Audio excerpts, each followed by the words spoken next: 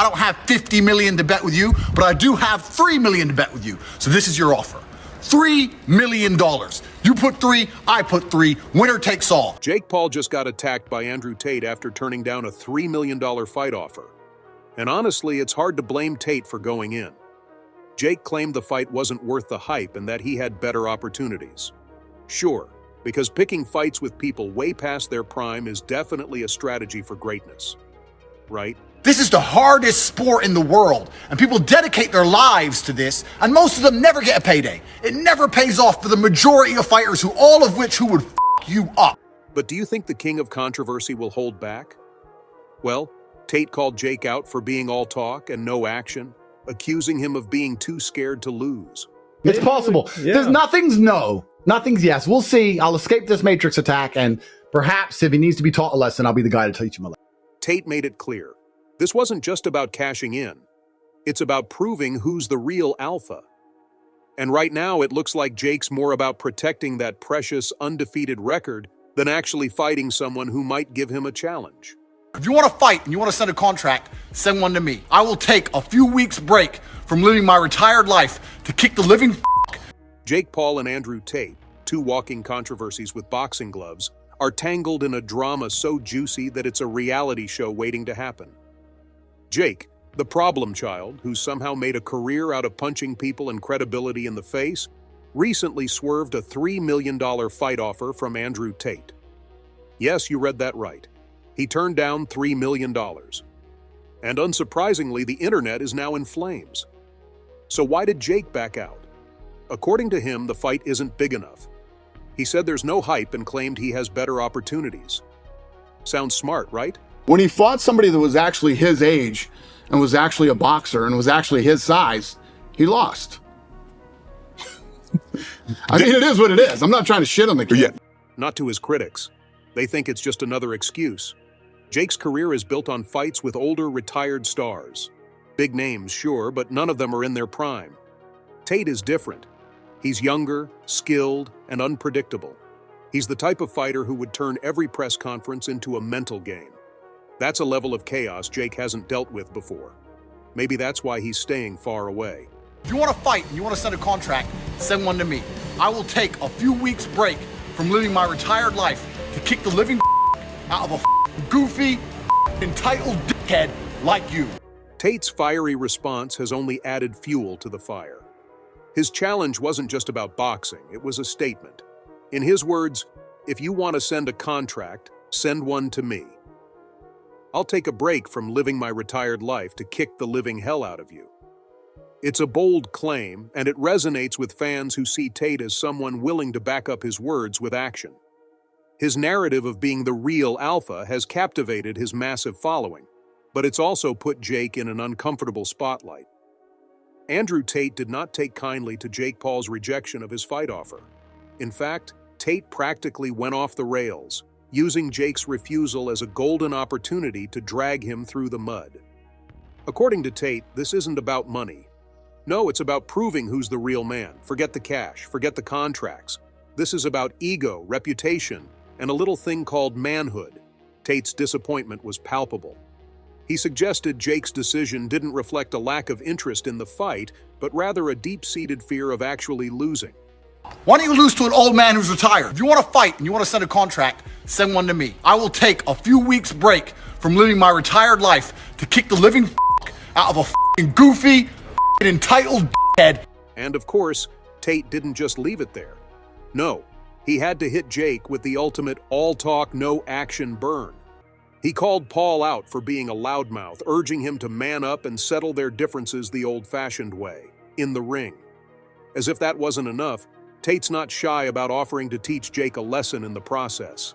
And let's not forget, Tate says this is not just another fight for cash.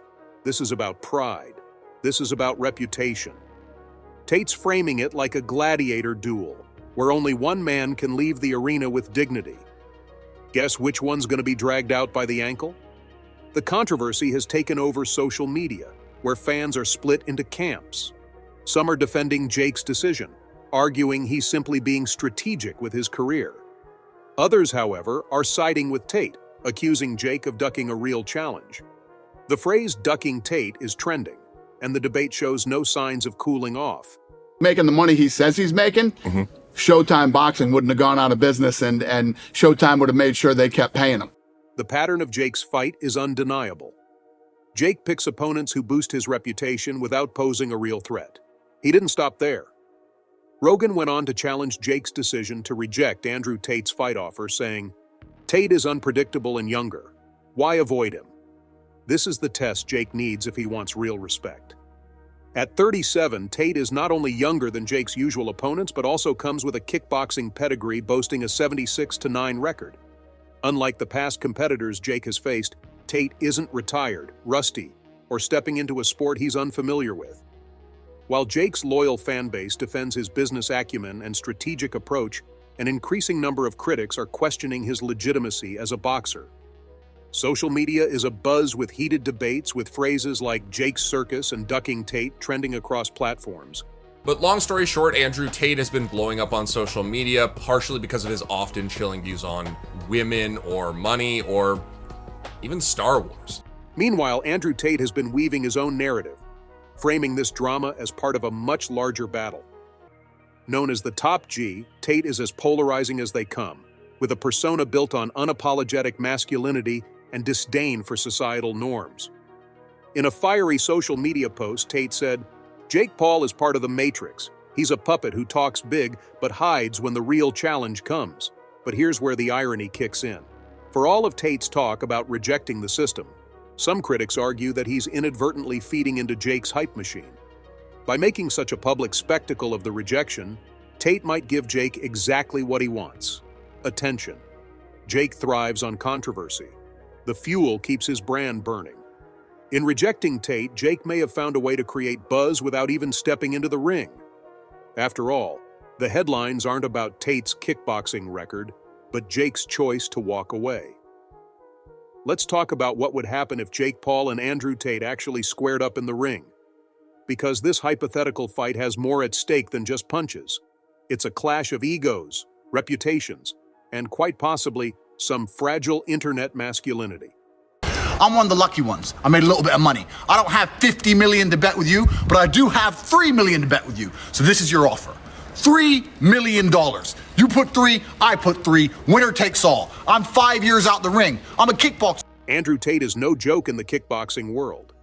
With a record of 76 wins and only 9 losses, this guy has been in more fights than most of us have had bad haircuts. But Tate's experience is in kickboxing.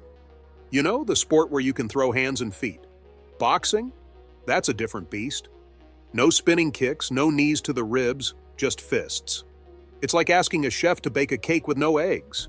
Sure, they've got skills, but it's not the same recipe. On the other side, we've got Jake Paul, the self-proclaimed boxer who's been laser-focused on boxing for years. Jake's been training, sparring, and knocking out opponents who haven't exactly been in their prime. So if these two step into a boxing ring, the question is, does Tate's raw fight experience translate, or does Jake's sport-specific focus give him the upper hand? Talk about Jake Paul. Like, me and Jake Paul have had whatever. Right. You know, Jake Paul's a kid that's out doing his thing. He's trying to make some money, Right. whatever his deal is. While it'd be an absolute circus, what would it mean for boxing? On one hand, it could legitimize this whole celebrity boxing craze. 2 controversial figures, 2 massive fan bases. It's the kind of crossover appeal that traditional boxing rarely sees. Which brings us to the bigger picture. What do fans really want? For the traditionalists, it's not just about the fight. It's about honor, legacy, and respect. For them, Jake Paul is a walking insult. A guy who turned boxing into a YouTube stunt show. They're screaming, where's the real competition? But then there's the other side, the entertainment junkies. These fans don't care about WBC belts or pound-for-pound rankings. They want drama, trash talk, and knockout punches they can clip for TikTok. For them, Jake Paul is a genius, a guy who turned a niche sport into mainstream entertainment. It's like watching WWE, but with real punches. Guy, there was a time we were talking about fighting each other, and I think if this arrest didn't happen, it probably would have come to fruition. We'll see what happens in the future. So here we are, with a boxing world that feels like it's at a crossroads. On one side, you've got the purists demanding honor and legacy. On the other, you've got a new wave of fans who are here for the drama and the chaos. And right in the middle, Jake Paul is trying to figure out if he can keep everyone happy, or if it's time to risk it all against a guy like Tate finally. And honestly, that's the million-dollar question. Is Jake Paul a strategic mastermind, playing the long game to build his empire? Or is he just scared, ducking fights that might shatter the carefully curated image he spent years crafting? One thing's for sure. Whether they fight or not, this feud has already given us enough drama to fuel a Netflix series. So what do you think? Is Jake Paul dodging Andrew Tate, or is this just another chapter in the book of Jake's master plan?